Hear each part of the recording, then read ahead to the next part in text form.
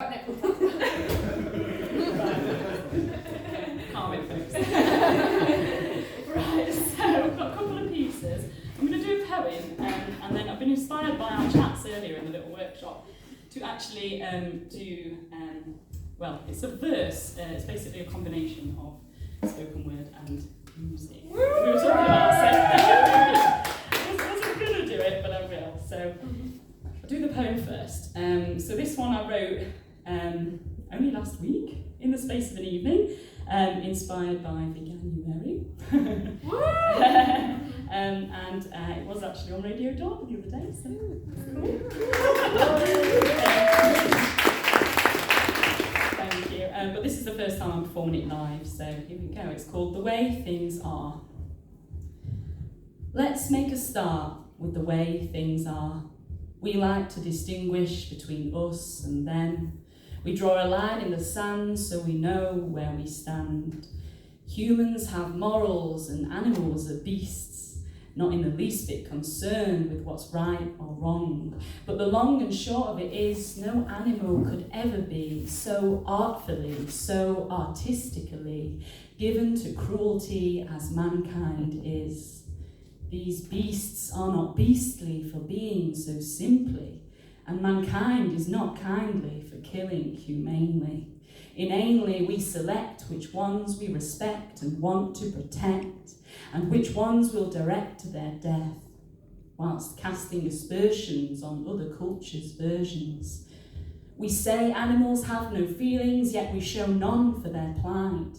But we might think twice if we heard their cries and looked into their eyes long enough to let them look back.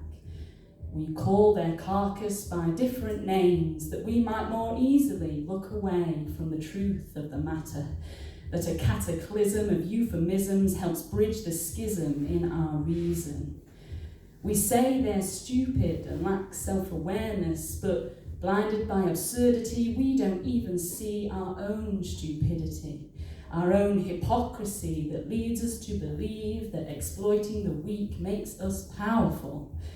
But mistaking a creature's meekness by choosing to devour betrays our weakness of will.